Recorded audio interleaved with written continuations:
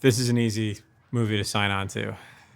I mean, I don't know if I was the biggest fan of The Daily Show, but I challenge anyone to say they watched more episodes or loved it more than I did. And especially when Steve was on it. And then to know these guys are teaming up together. Individually, I'd want to work with either of them separately. And the fact that they were doing it together was like my chance to be a correspondent, like one of those young correspondents on The Daily Show.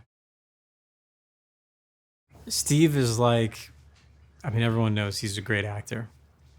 But I think what people don't know is how much of his stuff is improv, because they assume, because it's so good, they assume it's just scripted. It's like, I don't know, running a race with a natural triathlete. He's just a improv triathlete. And just trying to keep up with him.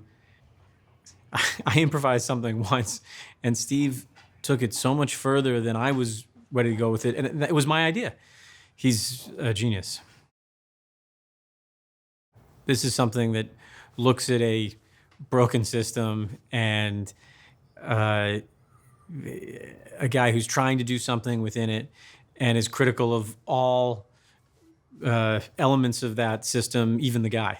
So I just thought this is like Dr. Strangelove or something. These movies that I grew up loving, where they're critical of everyone in a way that makes you laugh. The script, when I read it, had my attention all the way through it, but the end really blew me away. And John's just an amazing writer. Then when I got on set, he's an amazing director. And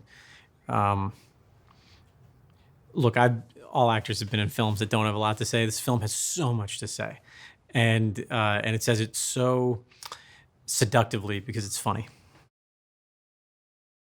Something I admired about the town John chose is that a lot of movies that want to make statements about America are actually kind of making it about a fictional America that doesn't really exist. It's kind of an idea of America that exists in our head. And when I arrived on set and I saw what John had put in the script, but then what he'd kind of put into practice here is it's actual America. It's a heightened story about our political system, but it takes place in real America. We're not on a backlot. We're really here.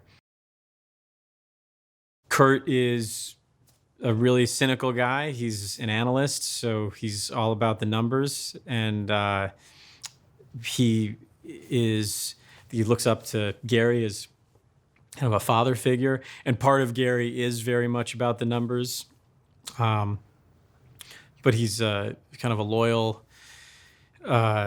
subject of Gary's, and has probably been with him for a while and really admires him. Very easy to play that opposite Steve Carell, because I sit in these scenes and I kind of have the same relationship with him that I'm sure Kurt has with Gary, which is I just want to become him. He's so good. This cast is extraordinary. Being part of an ensemble like this, you go, it takes the pressure off of you, because at any moment you can pass the ball to someone else and they're going to score.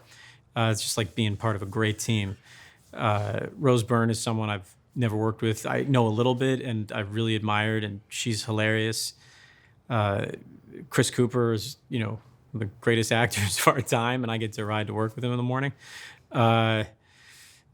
Natasha Lyonne is, I think I have the most stuff opposite her. I'm a huge admirer of hers. Jack Hastings is our key back into the great now swing state of Wisconsin. 大統領選挙のプロが田舎の町長選挙に乗り込んだ。 It's on here, boys. Game on. This is the A-team. 裏の手、奥の手、仁義なき選挙エンターテイメント。Oh, God. Can we quiet the cows, please? スイングステート。